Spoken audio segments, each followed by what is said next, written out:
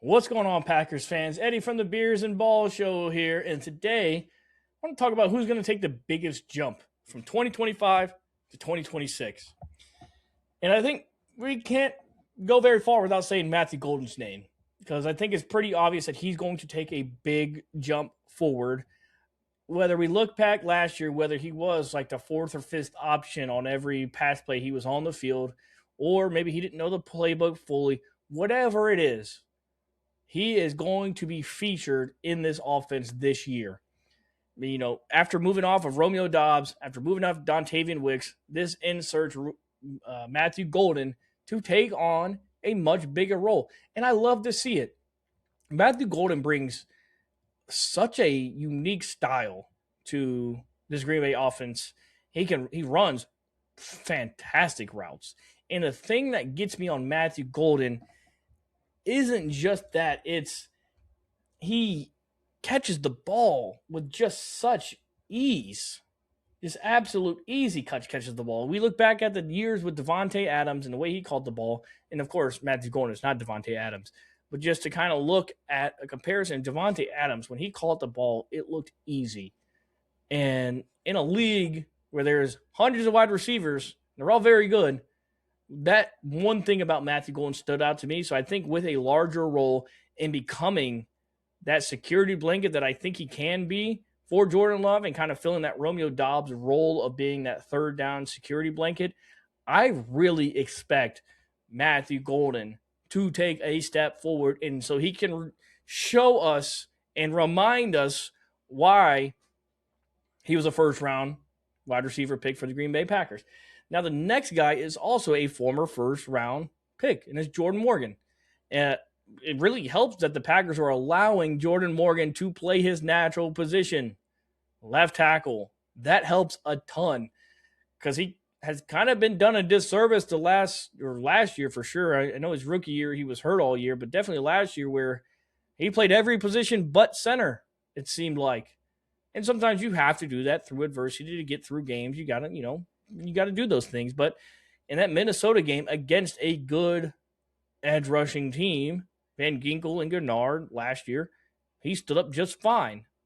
And there's, some things being talked about against that Chicago game where he was basically slipping and falling against Montez Sweat. It looks like he got just torn apart. He slipped. The rest of the game, he was just fine at right tackle.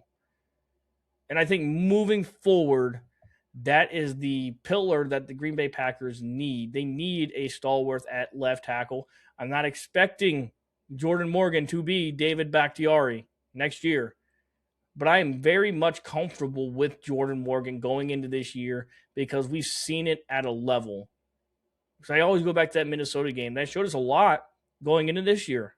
That game, even though we played basically our backups the whole time, but there were certain players playing in certain positions where you're like, I'm comfortable with this going into this year. And Jordan Morgan is most definitely one of those guys. And my next guy is Anthony Belton. Anthony Belton needs a round of applause.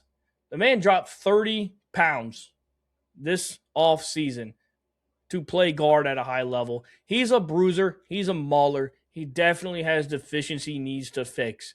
But going into year two, it's really a lot of these big jumps are going to come from these former rookies that are having the hardest year of their life, where they're all you're playing football, then you're training, then you're doing the draft, and you're doing everything. You never get to focus on your actual skill and craft.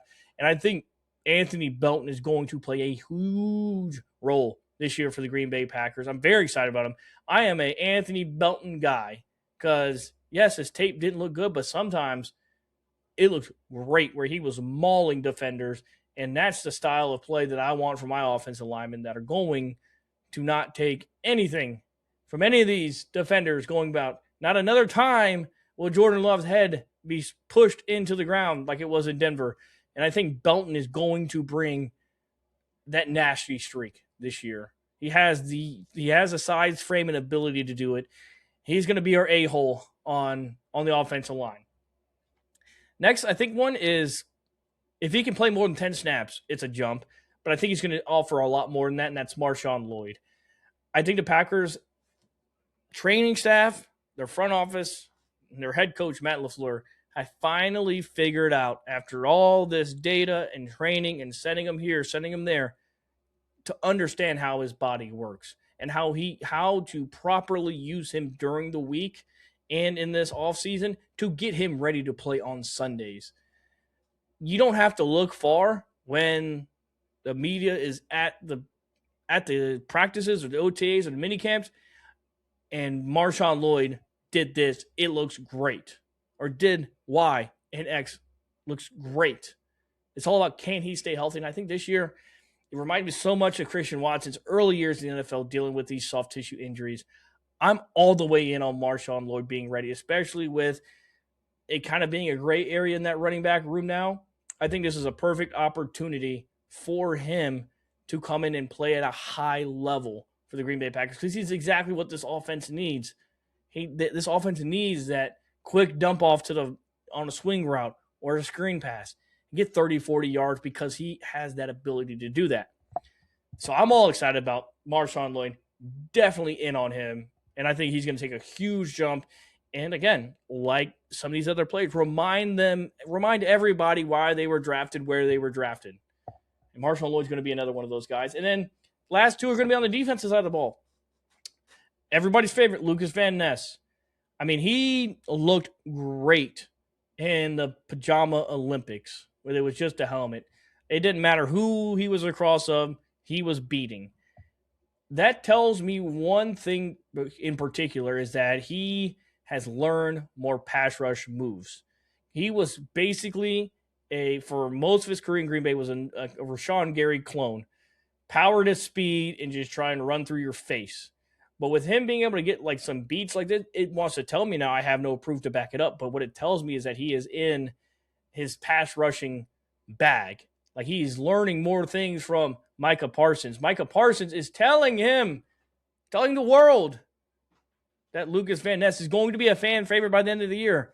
And he's off to a great start with that. Now, we'll see when he puts pads on, so let's, steady our expectations here. But I think that adding pads for Lucas Van Ness is only going to even elevate him even more. That'll be one thing to watch out for all training camp, is Lucas Van Ness versus Morgan. That'll be Jordan Morgan and Lucas Van Ness. That'll be really, really dang fun to watch them go at it each and every day. And then the last one is someone I think you can do so many things with, and he just needs the opportunity to do it, and that's Tyron Hopper. I think Tyron Hopper has such great ability. It feels like every time I saw him on the field, he was somewhere near the football, whether it was an interception in the wild card game or a pass breakup on a 2-point conversion play or like a goal-to-goal play. He's always around the ball. And again, another guy, deficiencies need to be checked and grown from. But I'm so excited of what Jonathan Gannon is going to do in this multiple defensive set, where we're not constricted to just the 4-3 or the 3-4. Jonathan Gannon is going to put the players he thinks who can succeed the most in these different packages, whether it's the 3-3-5, where there's dime looks. Getting Tyron Hopper on the field wins for everybody. He is so good in this training camp. He needs to have a big one. He needs to have a very, very big training camp, because he's definitely tackling is not his strongest suit, but he just has just great ball instincts, in my opinion. He has great ball instincts. So let us know down below, who is your breakout player this year that's going to take a big jump? Is it going to be Jordan Love? Could Jordan Love, is that a big jump if he wins the MVP? Is it Micah Parsons getting comeback player of the year? You let us know down in the comments, and always and forever, go Pack Go.